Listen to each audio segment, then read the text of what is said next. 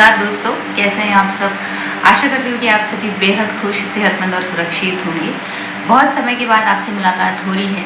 इसकी वजह आज की बुक है जिसके बारे में मैं आपसे बात करने वाली हूँ। उस बुक का नाम है हू इज़ बुद्धा और जिसे लिखा है संघरक्षिता ने।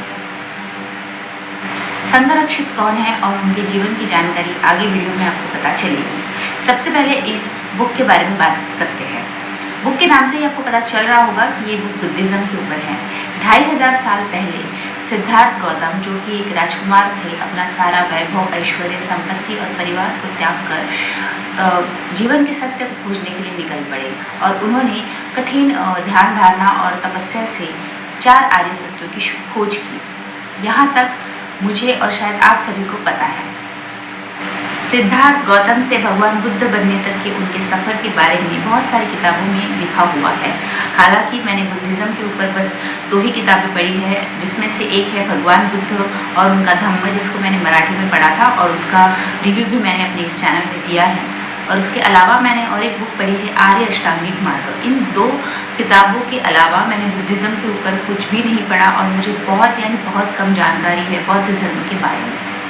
पर इस किताब में भगवान बुद्ध निश्चित रूप से क्या थे, कौन थे, सत्य की खोज के बाद उन्होंने क्या किया, बौद्ध धर्म क्या है और उसके महत्व क्या है और बाकी के धर्मों से ये धर्म अलग क्यों है, इन सब के बारे में बहुत ही डिटेल में जानकारी है। बहुत गहरी और मुश्किल है और शायद इसीलिए इसे पढ़ने, समझने और आपके सामने लाने में वक्त लग गया।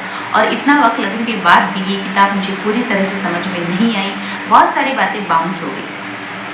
इस किताब को पढ़ने के लिए आपको बुद्धिज़्म का अभ्यास और अच्छी खासी जानकारी आवश्यक है और शायद इसीलिए बुक मेरे पल्ले नहीं पड़ी, लेकिन जितनी भी मैं समझ पाई उसी में मैं खुश हूँ। मुझे संतोष है कि एक बेहद अच्छी किताब पढ़ने का मौका मुझे मिला। संघरक्षिता का असली नाम डेनिस फिलिप एडवर्ड लिंगवुड था, जो कि एक ब्रिटिश स्पिरिचुअल टीचर और राइटर थे।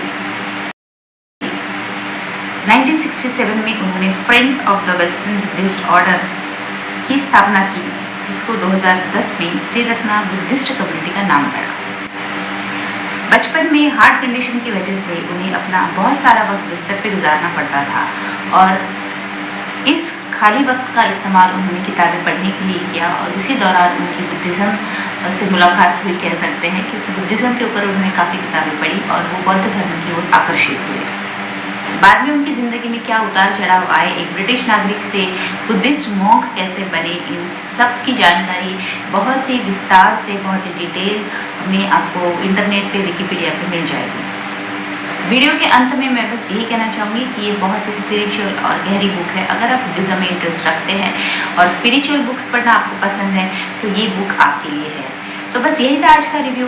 थैंक यू सो मच, आपने मेरा वीडियो अंत तक देखा। मैं हूँ दिव्या आर्या, मिलूंगी आपको नेक्स्ट वीडियो में। तब तक के लिए अपना ख्याल रखिए। बाय बाय, टेक केयर और